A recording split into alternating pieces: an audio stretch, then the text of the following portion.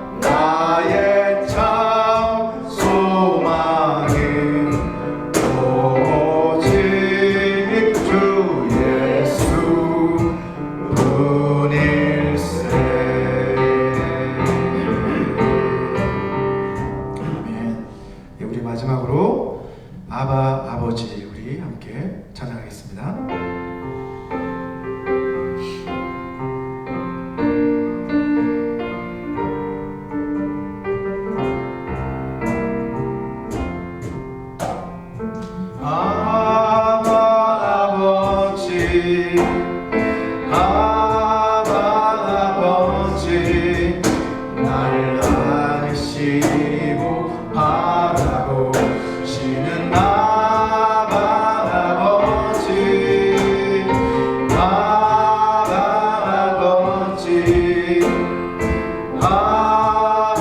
아버지 나를 도우시고 힘주시는 아버지 주는 내 마음을 고치시고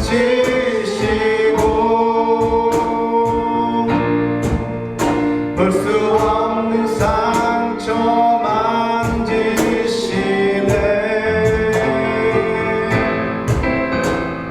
나를 아시고 나를 이해하시네 내 영혼 새롭게 세우시네 다시 아버지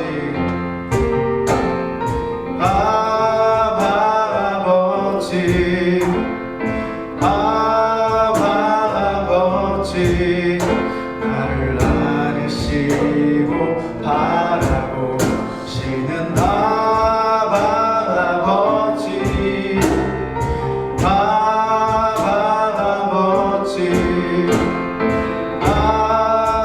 아버지 나를 도우시고 힘주시는 아버지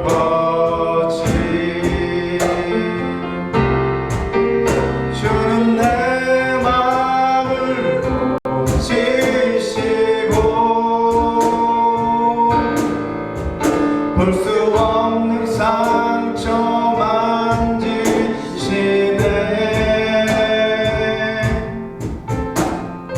나를 아시고 나를 이해하시네 내 영혼 새롭게 세우시네 주는 내 마음을 고치시고 볼 수 없는 상처 만지시네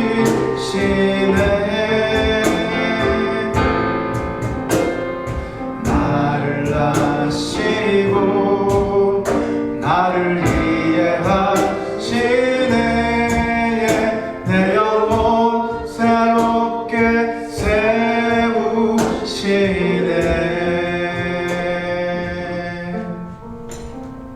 아멘. 우리 이 시간에는 우리를 대표해서 이호정 장로님께서 기도해 주시겠습니다.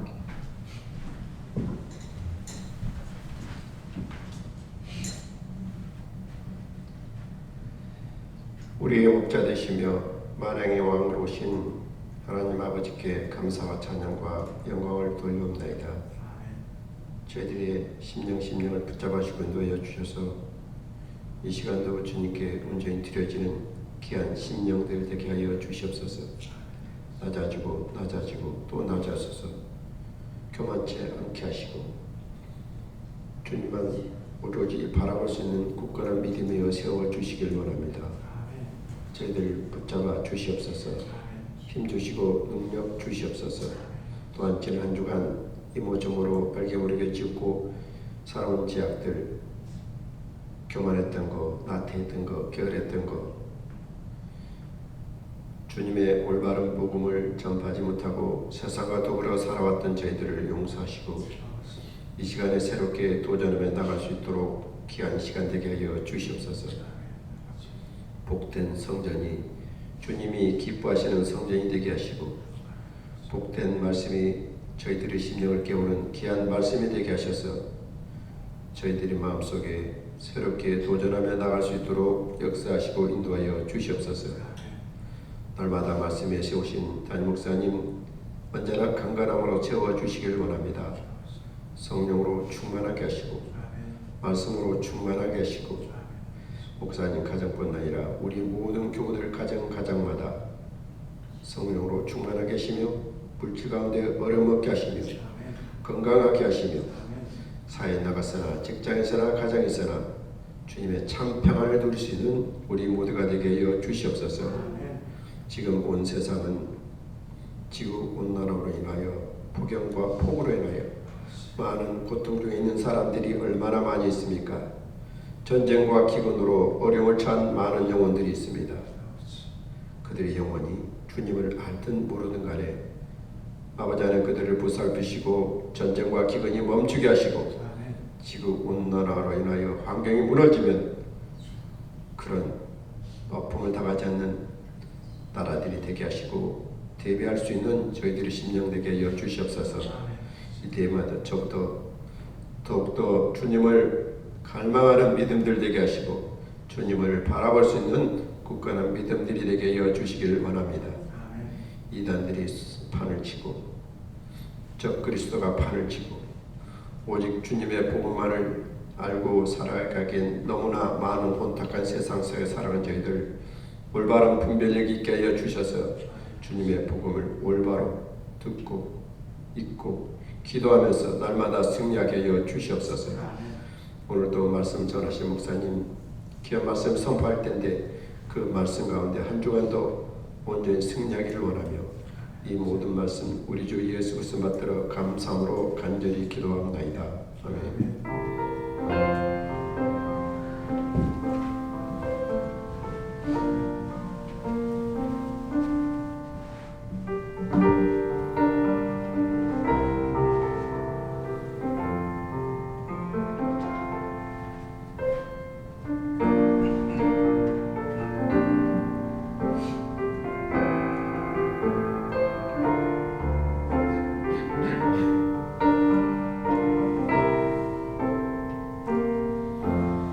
자리에 앉아 주시기 바랍니다.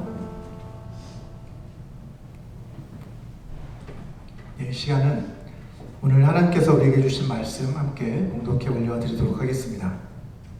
오늘 주신 말씀은 사도행전 3장 1절에서 10절까지의 말씀입니다. 저와 함께 한 절씩 교독하도록 하겠습니다. 제9시 기도 시간에 베드로와 요한이 성전에 올라갈새 하면서 걷게 된 일을 사람들이 메고 오니 이는 성전에 들어가는 사람들에게 구걸하기 위하여 날마다 비밀이라는 성전문에 둔 자라. 그가 베드로와 요한이 성전에 들어가려 함을 보고 구걸하거늘 베드로가 요한과 더불어 주목하여 이르되 우리를 보라 하니 그가 그들에게서 무엇을 얻을까 하여 바라보거늘 베드로가 이르되 은과 금은 내게 없거니와 내게 있는 이것을 내게 주노니 나사렛 예수 그리스도의 이름으로 일어나 걸으라 하고 오른손을 잡아 일으키니 발과 발목이 곧 힘을 얻고 뛰어서서 걸으며 그들과 함께 성전으로 들어가면서 걷기도 하고 뛰기도 하며 하나님을 찬송하니 모든 백성이 그 걷는 것과 하나님을 찬송함을 보고 그가 본래 성전 미문에 앉아 구걸하던 사람인 줄 알고 그에게 일어날 일로 인하여 심히 놀랍게 여기며 놀라니. 지난 시간에는 오순절 성령 강림 사건과 베드로의 설교를 통해서 3,000명이나 되는 많은 사람들이 예수 그리스도를 영접했고 또 초대교회의 일원이 된 놀라운 그 사건을 우리가 함께 살펴보았습니다. 자, 이어지는 사도행전 2장 42절부터 47절까지의 말씀은 성령에 사로잡힌 이 초대교회의 모습이 어떠했는지를 우리에게 잘 전해주고 있습니다. 자, 사도행전 2장 42절에서 보시는 것처럼 초대교회 성도들은 사도들의 가르침을 받아 서로 교제하고 떡을 떼며 오로지 기도하기를 힘쓰는 그런 삶을 살았습니다. 자, 여기서 우리가 눈여겨봐야 할 부분은 사도들의 가르침을 받아 서로 교제하고 사도들의 가르침을 받아 서로 떡을 떼고 또 사도들의 가르침을 받아 오로지 기도하기를 힘썼다라는 것이죠. 다시 말해서 사도들의 가르침이 그들의 교제와 친교와 기도 사역의 근간이었다는 것입니다. 이처럼 교회의 모든 사역은 하나님의 이 말씀 사역의 토대 위에서 반드시 이루어져야만 합니다. 다음 구절인 43절을 한번 보시게 되면 이러한 초대교회 공동체의 모습을 지켜본 사람들은 모두 다 두려운 마음을 갖게 되었다라고 기록하고 있죠. 자, 여기에서 말하고 있는 이 두려움이란 하나님을 두려워하는 마음, 곧 하나님을 경외하는 마음을 말하는 것입니다. 이처럼 사람들의 마음에 하나님을 두려워하고 하나님을 경외하는 그러한 마음이 생기자 어떤 일이 벌어졌어요? 사도들을 통해서 기사와 표적이 많이 나타나게 되었다라고 성경은 증거하고 있습니다. 사람들이 하나님을 두려워하게 될 때 이제 우리 믿는 자들을 통해서 하나님의 놀라운 역사들이 일어난다는 것이죠. 또한 초대교회는 육신의 가족보다도 훨씬 더 친밀하고 결속력이 강했던 그런 영적인 가족 공동체였습니다. 사도행전 2장 44절과 45절 말씀을 같이 한번 읽어보도록 하겠습니다. 시작. 믿는 사람이 다 함께 있어 모든 물건을 서로 통용하고 또 재산과 소유를 팔아 각 사람의 필요를 따라 나눠주며 라고 기록하고 있죠. 자, 여기서 믿는 사람이 다 함께 있었다라는 것은 각자의 가정을 버리고 함께 공동체 생활을 했다는 의미가 아니죠. 이것은 46절에서 말씀하고 있는 것처럼 늘 그들이 성전에서 그리고 또 집에서 항상 모이기를 힘쓰는 그러한 공동체였다는 것을 우리에게 말해준 것입니다. 자, 또한 그들은 모든 물건을 서로 통용하고 공동체의 필요를 위해서는 기꺼이 자신이 가진 것을 내어놓을 수 있는 그런 헌신할 수 있는 그러한 공동체였다는 것을 알 수 있습니다. 또한 그들은 날마다 식탁의 교제를 함께 나누는 그런 진정한 가족 공동체였다는 것을 또한 우리는 알 수 있습니다. 늘 함께 있고 모든 것을 함께 공유하고 날마다 함께 밥을 먹는 사이, 그것이 가족이 아니고 무엇이겠습니까? 자, 사도행전 2장 47절은 초대교회의 폭발적인 그 부흥의 원동력이 무엇인지를 우리에게 분명하게 가르쳐주고 있습니다. 우리 같이 한번 말씀을 읽어보도록 하겠습니다. 시작. 하나님을 찬미하며 또 온 백성에게 칭송을 받으니 주께서 구원받는 사람을 날마다 더하게 하신다 라고 말씀합니다. 자, 초대교회 성도들은 하나님을 찬양하는 삶을 살았고 또 이러한 그들의 삶을 곁에서 지켜본 믿지 않는 사람들은 모두 그들을 칭찬했다라고 말합니다.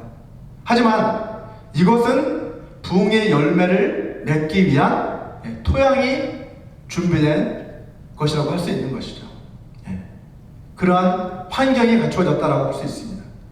진정한 부흥을 가져온 그 부흥의 원동력은 무엇이었습니까?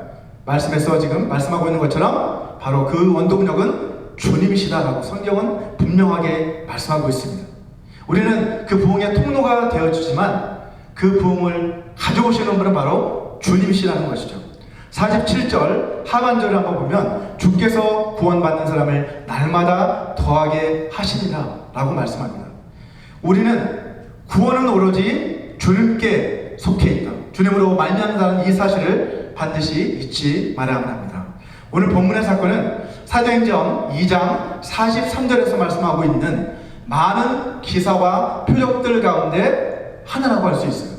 오늘 3장의 이 사건은 이 기적 사건이 이러한 기사와 표적들 가운데서 가장 먼저 일어난 사건인지 아닌지 우리는 알 수 없습니다. 하지만 분명한 것은 이 사건이 누가가 사도행전에서 가장 처음으로 기록하고 가장 자세하게 길게 소개하고 있는 기적 사건이라는 사실입니다. 그만큼 이 사건이 중요한 의미를 갖고 있는 사건이라는 거죠. 자, 성경에 기록된 이 사건의 의미를 우리가 올바로 해석하기 위해서는요, 먼저 본문을 우리가 자세히 읽어나갈 필요가 있습니다. 자, 본문을 우리가 관찰해 나갈 때 도움이 되는 그런 방법이 있는데 그것은 바로 육하 원칙에 따라 질문을 던지면서 읽어나가는 것이죠. 여러분, 육하 원칙이란 무엇입니까? 기사를 작성하거나 또 보고서를 작성할 때 사용되는 기본 원칙이잖아요. 영어의 6가지 의문사의 각 앞글자를 따서 보통 5W1H라고 이렇게 표시를 하는데, 여기서 5W는 뭡니까? 언제, when, 그리고 어디서, where, 누가, who, 무엇을, what, 그리고 마지막 W는 why, 왜, 그리고 1H는 how, 어떻게를 의미하는 것입니다. 자, 우리가 오늘 본문의 사건을 이 육하 원칙에 따라 한번 살펴나가 보도록 하겠습니다. 첫 번째, 언제. 육하 원칙의 첫 번째 요소죠. 자, 본문의 사건은 언제 일어난 사건입니까? 오늘 본문 1절에서 우리는 이 질문에 대한 답을 찾을 수 있습니다. 오늘 본문의 사건은 제9시 기도 시간에 일어난 사건입니다.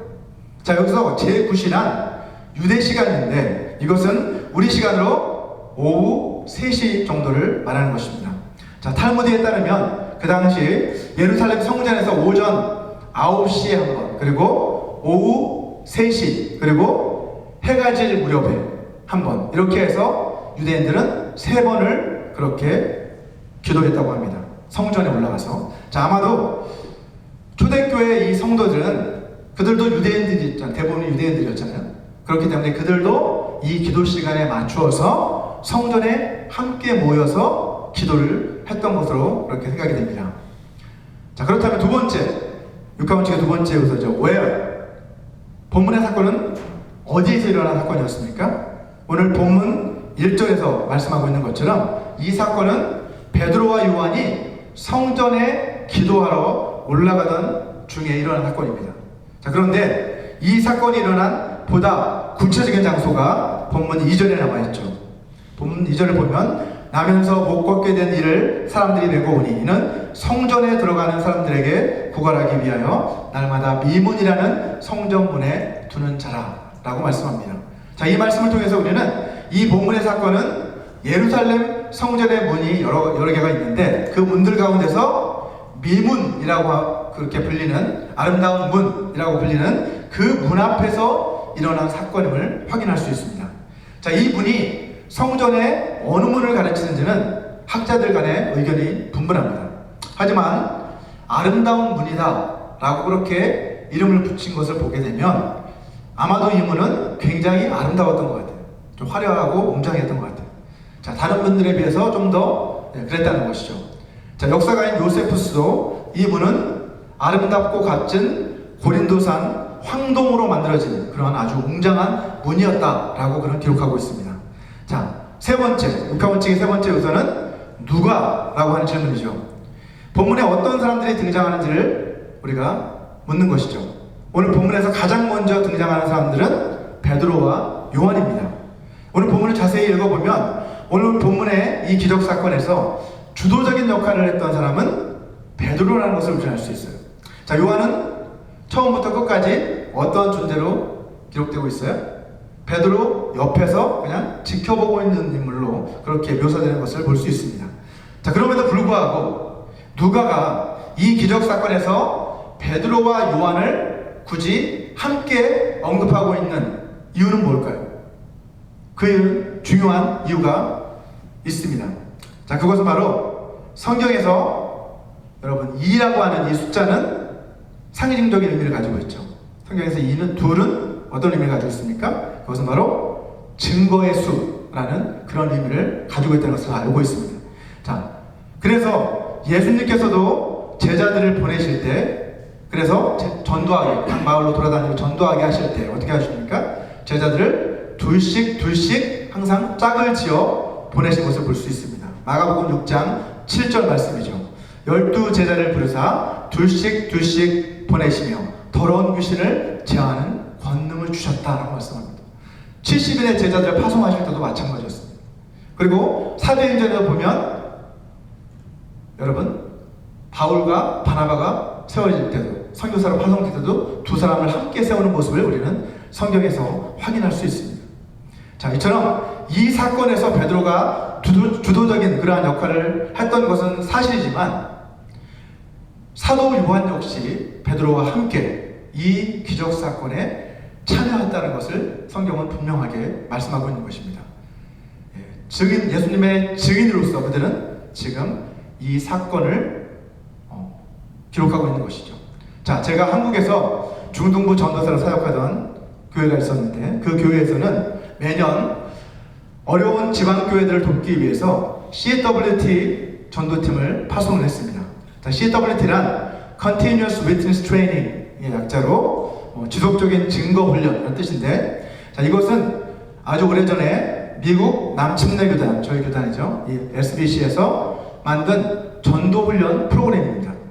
자, 제가 섬기는 그 교회에서는 6개월 전부터 준비를 시작했어요. 그래서 미리 그 해당 지방 교회들로부터 전도 대상자들을 받습니다. 전도 대상자 명단을 계속해서 받고 업데이트를 합니다. 그리고 또 기도 제목도 계속 업데이트하면서 받았어요. 자, 그리고 본 교회에서는 전도팀에 참가할 사람을 6개월 전부터 미리 모집을 합니다.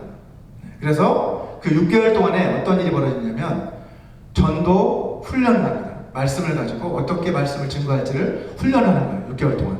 그리고 동시에 그 참가하기로 결정한 사람들 함께 모여서 항상 매주 이 전도 지방에서 보내온 그 전도 대상자를 붙들고 간절히 기도하는 시간을 매주 가졌습니다. 자, 그리고 나서 이렇게 해서 모든 준비가 다 마무리가 되게 되면 실제로 그 지방 교회들로 이제 전도팀이 파송이 되는 거죠. 그 지방에 직접 가서 그 중심되는 교회를 중심으로 이제 미리 만나기로 약속된 대상들이 다 있잖아요. 기도 대상자도 있었고, 그 해당 지방 교회들은 미리 다 약속들을 해놓습니다. 언제 만나서 우리가 방문하겠습니다라는 약속을 미리 다 해놓습니다. 그래서 저희 전도팀에 가면 그 중심 센터에서는 계속 기도를 하고, 그 각 시간에 약속된 팀이 이제 돌아오면 그 시간에 나가는 거예요. 나가서 나머지 사람들 기도를 하고, 그 팀들은 그 약속된 사람들과 만나러 나가는 것이죠. 자, 이럴 때 저도 여러 번 이 전도팀에 참여를 했었는데, 제가 갈 때마다 정말 성령의 강력한 역사와 놀라운 도우심을 경험할 수 있었습니다. 자, 복음을 전할 때 전혀 생각하지도 못했던 그러한 지혜의 말씀을 하나님께서 막 생각나게 하시는 거예요. 이 사람을 위해서, 사실 우리가 준비했던 말씀과 다른 말씀들이 막 생각나면서 그 말씀을 전했을 때 사람들이 예수님 앞에 나오고, 또 병든 사람을 놓고 우리가 손을 얹고 같이 기도했을 때 놀라운 치유의 역사가 일어나는 것도 경험했습니다. 자, 우리는 이 전도 훈련을 어떻게 했냐면 예수님의 전도 훈련 방식을 따라 했어요. 앞에서 말씀드렸던 것처럼 두 사람씩 항상 팀을 이루어서, 짝을 이루어서 그렇게 나가서 전도를 한 거죠. 자, 그래서 둘 중에 한 사람이 돌아가면서 복음을 전하는데, 한 사람이 복음을 전하면 그 다른 한 사람은 어떻게 하는 거예요? 그 옆에서 마음속으로 계속해서 이 사람에게 기도하는 거예요. 그랬을 때 정말 이 사람의 마음의 문이 열리는 것을 여러 번 경험을 했습니다.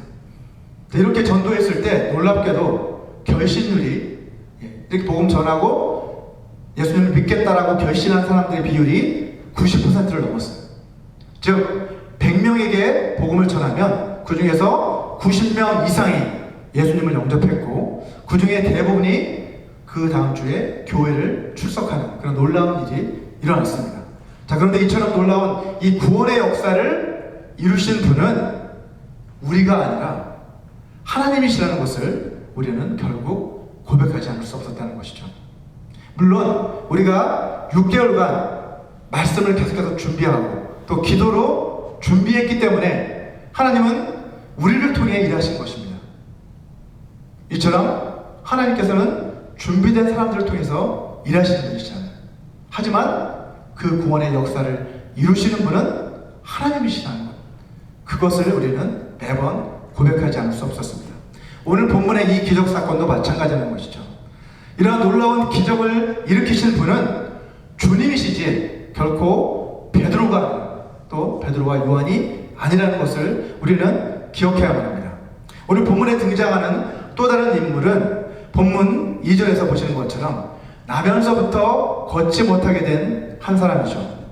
이 사람은 그 걷지 못하는 그 장애를 가지고 태어났기 때문에 사람들의 도움을 빌려 성전 미문이라는 그 문 앞에 앉아서 구걸하면서 그렇게 살아가고 있던 사람입니다. 사도행전 4장 22절 말씀을 보게 되면 이 표적으로 병 나은 사람은 40여 세나 되었더라라고 성경을 기록합니다. 자, 이 말씀을 통해서 우리는 이 사람의 나이가 40대였다라는 것을 알 수 있어요.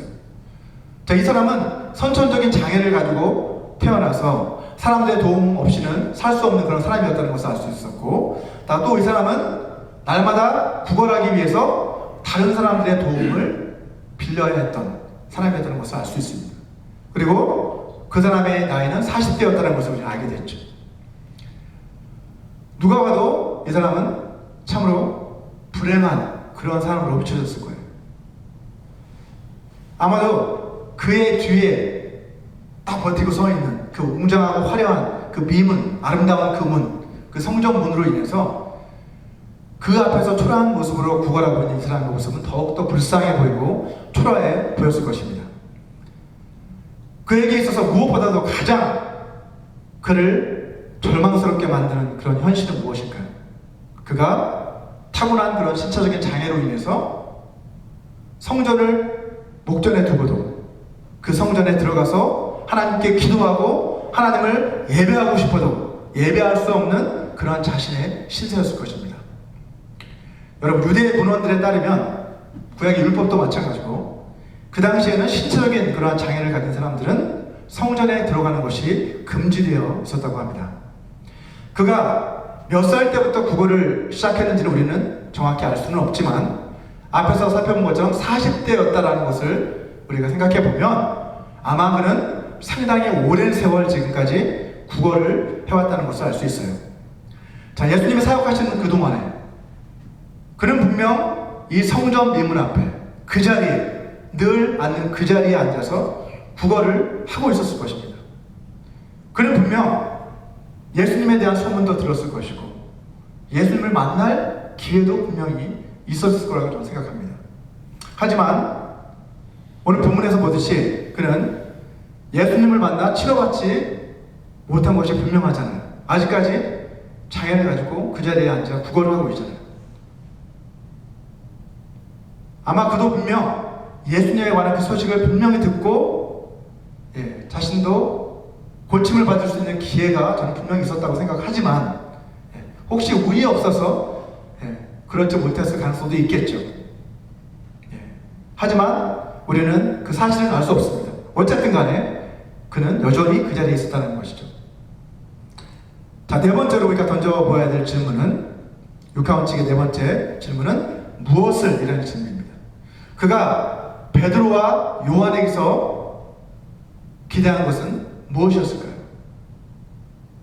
자, 베드로와 요한은 또 무엇을 그에게 주었습니까? 오늘 본문 3절을 보면 그는 베드로와 요한이 성전에 들어가는 모습을 봅니다. 그리고 늘 하듯이 어떻게 해요? 구걸을 하죠. 사람이 오니까 당연히 구걸을 해야 되겠죠. 그래야 먹고 사니까 구걸을 합니다.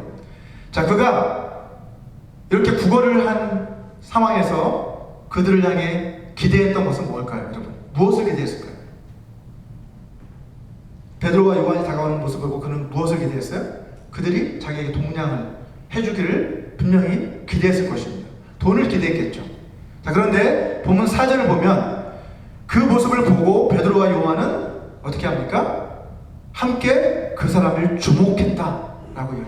그러면서 우리를 봐라 라고 그렇게 이야기를 합니다. 그러자 본문 5절에서 말씀하고 있는 것처럼 그 거리는 보라고 하니까 보죠. 보면서 뭔가 좀 대단한 것을 주려나 보다 그렇게 기대를 했던 것 같습니다. 그러면서 그 사람들을 바라보죠. 하지만 어때요? 안타깝게도 그 사람이 기대하는 것이 아니었어요. 베드로와 요한이 그에게 주고자 했던 것은 그가 기대했던 것과는 거리가 먼 것이었습니다. 오늘 본문 6절 말씀을 보면 베드로가 이르되 은과 금은 내게 없거니와, 결국 그가 기대했던 것은 은과 금이었다라는 거죠. 하지만 내게 있는 이것을 내게 주노니 나사렛 예수 그리스도의 이름으로 일어나 걸으라 라고 그에게 선포합니다. 그가 기대했던 것은 세상의 재물이었지만 베드로와 요한이 그에게 주고자 했던 것은 뭐예요? 예수 그리스도의 그 이름, 그 이름의 권세와 능력을 통한 하나님의 치유의 기적이었다는 것이죠.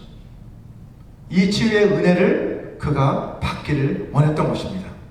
자, 다섯 번째 우리가 던져볼 수 있는 질문은 어떻게? 라는 질문입니다.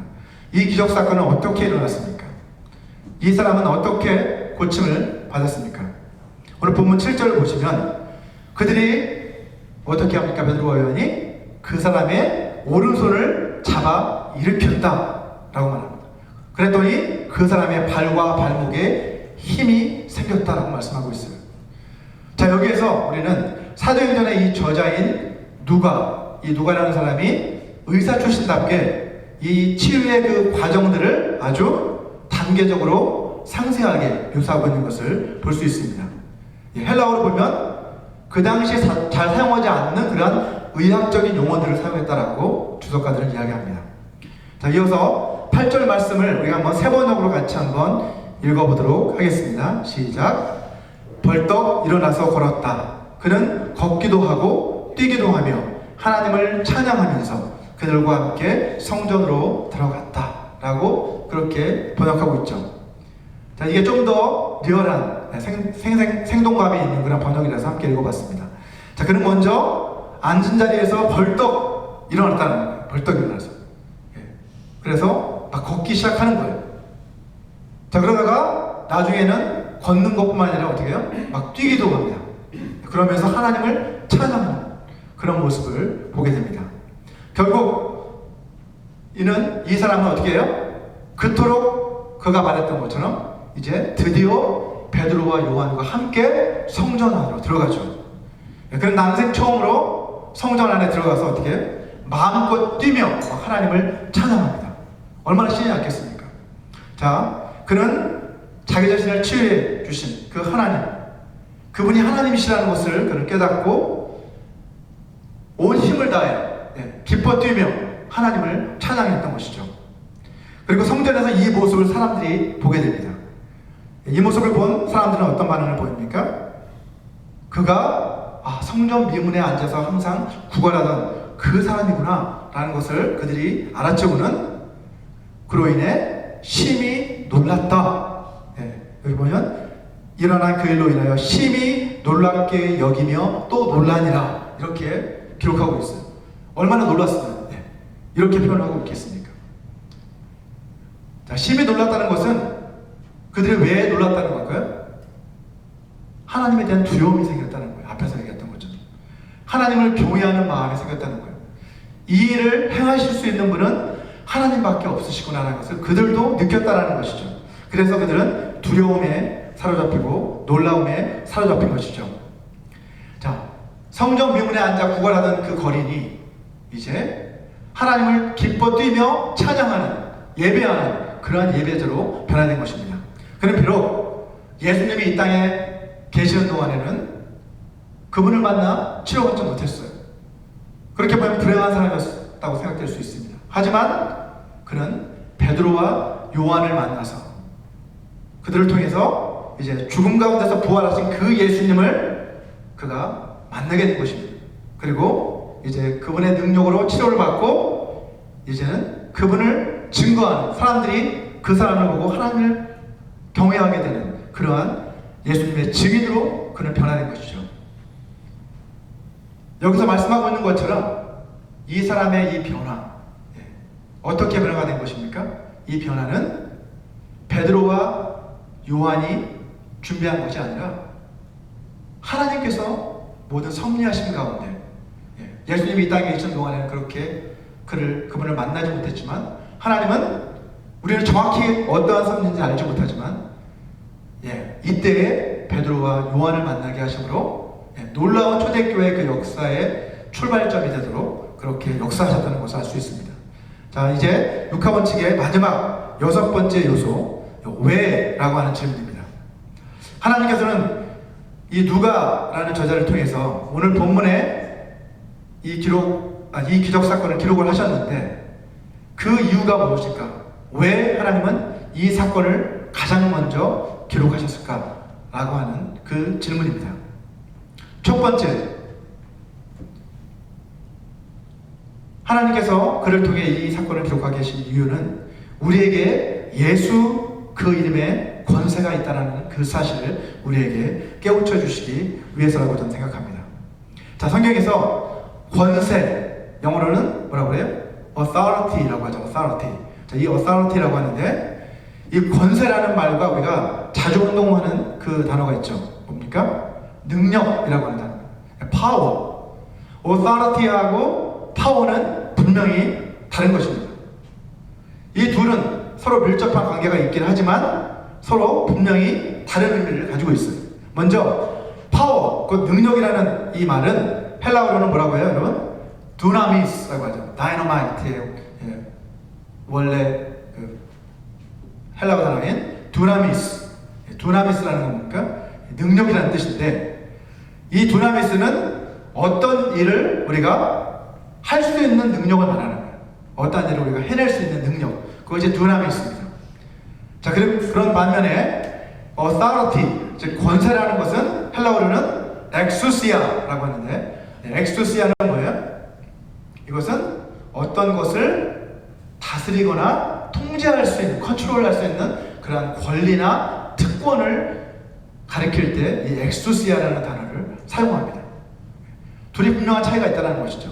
자, 예를 든다면 우람한 체격을 가진 미국의 그 대형 트럭, 18휠러 있잖아요. 막 엄청 큰 대형 트럭을 운전하는 그러한 막 거칠게 보이는 그 남자,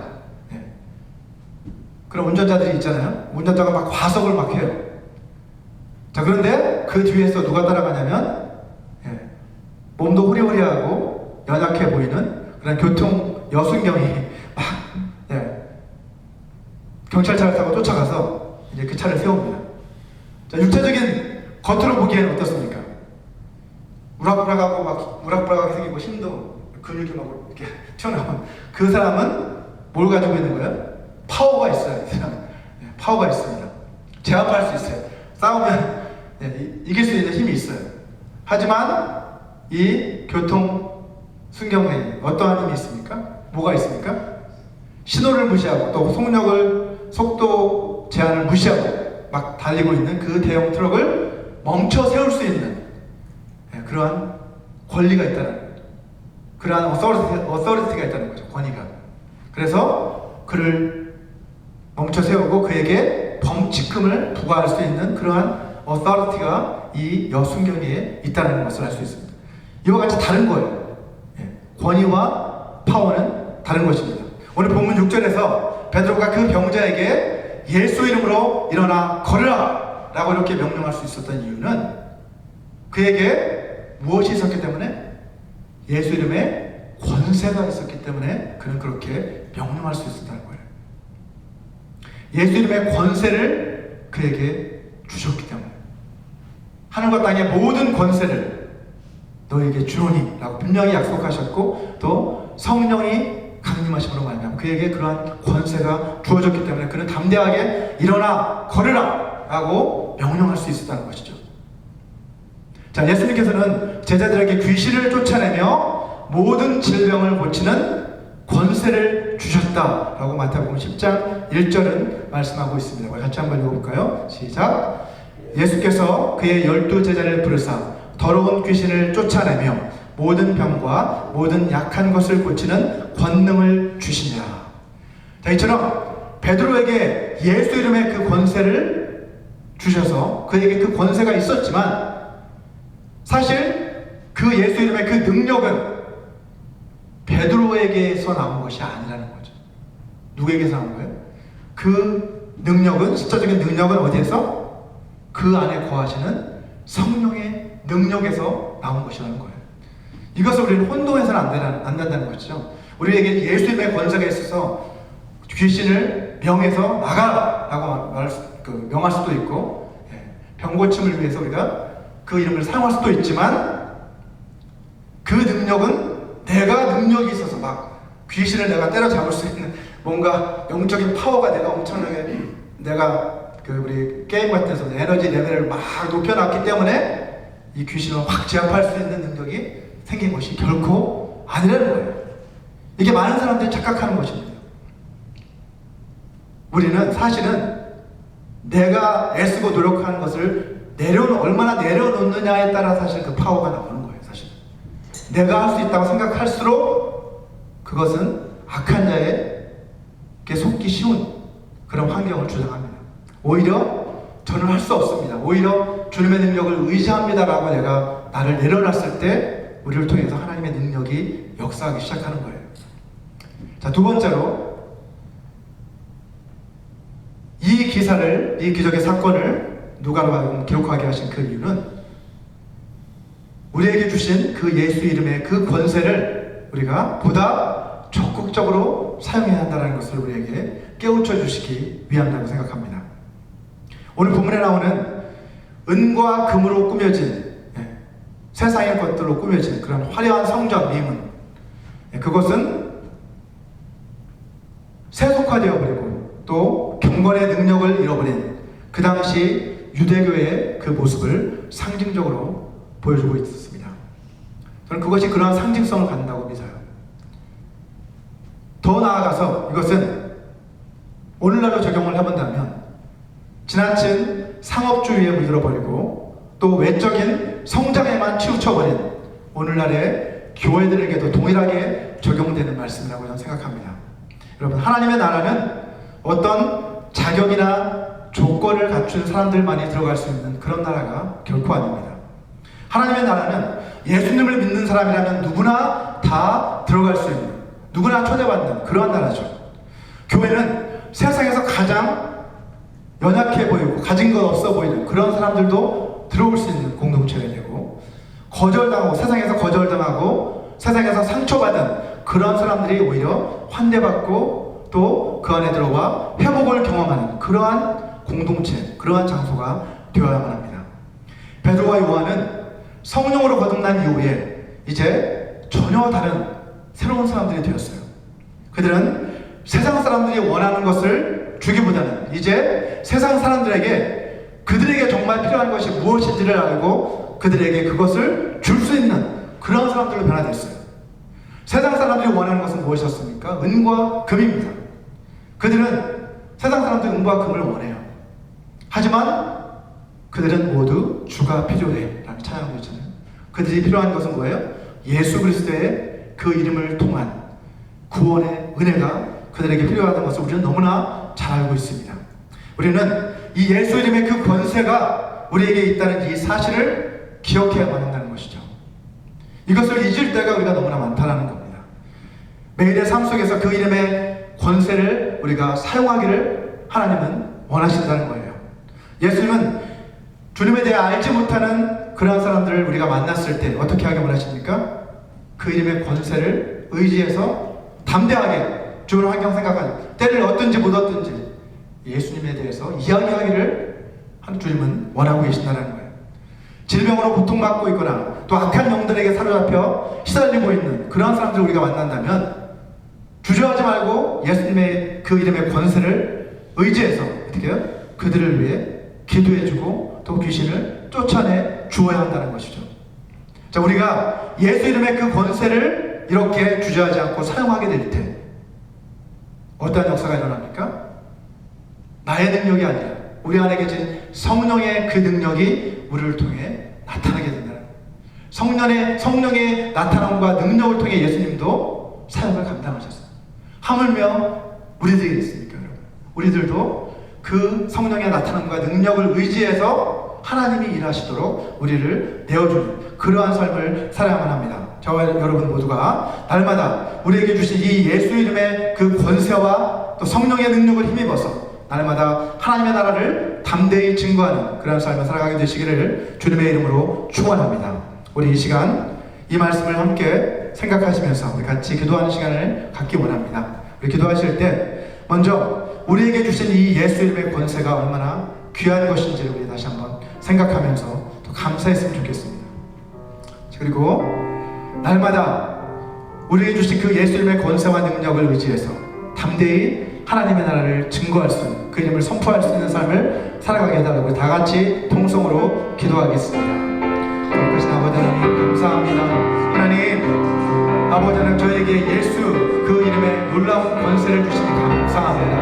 하나님 우리를 자녀 삼아주시고 자녀된 권세를 주셨을 뿐만 아니라 예수 그 이름의 능력과 권세를 우리에게 주셔서 아버지 하나님 우리가 주님을 의지해 담대하게 그 이름을 증거하게 하시니 감사합니다. 날마다 예수 이름의 권세를 의지해서 하나님 우리 가운데 아버지 세상 가운데 아버지 그 이름의 주시옵소서. 하나님, 주님의 그 이름의 능력을 의지해 아버지 악한 영들을 쫓기 원합니다. 그 이름의 능력을 의지해 아버지 더러운 질병을 아버지 하나님 쫓기 원합니다. 주님께서 함께해 주셔서 아버지 그 이름의 능력을 경험하기 원하오니 아버지 저희를 사용하여 주시옵소서. 저희를 받아주셔서 아버지 하나님 만나는 사람들에게 예수 그 이름을 증거할 수 있도록 아버지 저희를 도와주시옵소서. 담대함을 주시옵소서. 그 이름을 부끄러워하는 자들이 아니라 그 이름을 자랑하며 세상에 선포할 수 있는 그런 삶을 살아갈 수 있도록 저희를 통해 역사하여 주시옵소서. 아버지 저희 안에 계신 성령님께서 아버지 하나님 저희를 통해 예수 그 이름의 능력을 나타내심으로 아버지 세상 사람들이 아버지 하나님 그 역사를 아버지 목도하며 저들이 변화될 수 있도록 하나님을 두려워하며 하나님을 경외하며 하나님께 나올 수 있는 그러한 변화가 일어날 수 있도록 축복하여 주시옵소서. 아버지 부흥의 역사를 하나님께서 이루어주시기 원합니다. 아버지 우리의 연약함을 통해서 우리의 아버지 부족함을 통해서 일하시는 주님, 우리 교회를 통해서도 하나님 부흥의 역사를 이루어 주시옵소서. 저희를 부흥의 불씨로 삼아 주시옵소서. 아버지 하나님 저희가 주님 앞에 내어드릴 때 아버지 저희를 통해서 놀라운 부흥의 역사가 다시 한번 이 땅에 이 미국 땅에 또 대한민국 땅에 다시 한번 일어나게 될 수 있도록 저 축복하여 주시옵소서. 아버지 하나님 각 교회들을 깨워주셔서 아버지 하나님 각 그리스도인들을 깨워주셔서 다시 한번 아버지 하나님 아버지 주님의 권세 그 예수 이름의 권세를 의지해 아버지 세상 가운데 그 이름의 능력을 나타낼 수 있는 저희들 될 수 있도록 예수여 도와 주시옵소서. 예수여 그 이름으로 우리를 고쳐주시고 예수여 그 이름으로 우리를 평안시켜 주시옵소서. 예수여 그 이름의 능력을 의지합니다. 주여 역사하여 주시옵소서. 기적을 체험할 수 있도록 주여 도와 주시옵소서. 주님 감사합니다. 예수 도와 주시옵소서. 하나님 아버지 저희에게 예수 그 이름의 권세를 주시니 감사합니다. 날마다 우리에게 주신 예수 이름의 그 권세와 우리 안에 계신 성령의 능력을 힘입어서 담대히 하나님의 나라를 증거하는 삶을 살아갈 수 있도록 도와주시옵소서. 우리에게 구원의 은혜를 베풀어 주시고 우리 삶의 모든 필요를 날마다 공급해 주시는 주님의 그 은혜에 감사해서 이 시간 이 물질을 주님 앞에 올려드립니다. 기뻐 받아 주시옵소서. 주님 나라 영광을 위해 사용하여 주시옵소서. 예수님의 이름으로 기도합니다. 아멘. 우리 시간 다 같이 자리에서 일어나셔서 마지막 결단의 찬양 다시 복음으로 함께 부르시고 축도로서 예배를 마치도록 하겠습니다.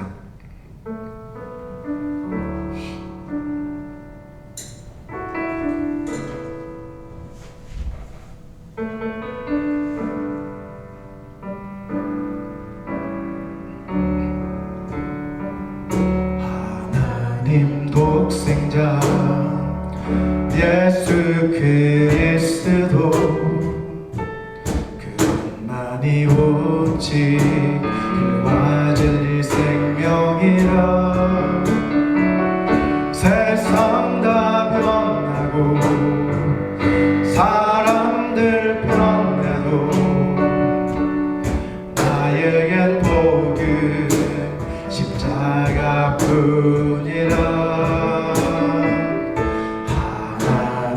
독생자 예수 그리스도 그분만이 나의 길과 진리 생명이라. 세상이 비웃고 사람들 떠나도 나에겐 복은 십자가뿐이라. 다시 복음으로 다시 십자가로 다시 하나님께로 나아갑니다. 오직 복음만이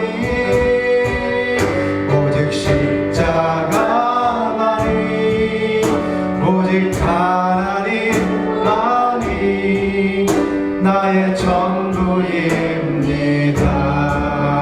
다시 복음으로 다시 십자가로 다시 하나님께로 나아갑니다. 오직 복음만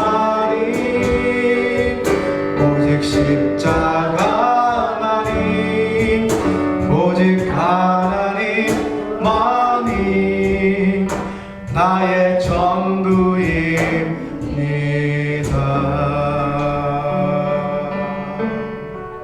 아멘. 우리 같이 기도하시겠습니다.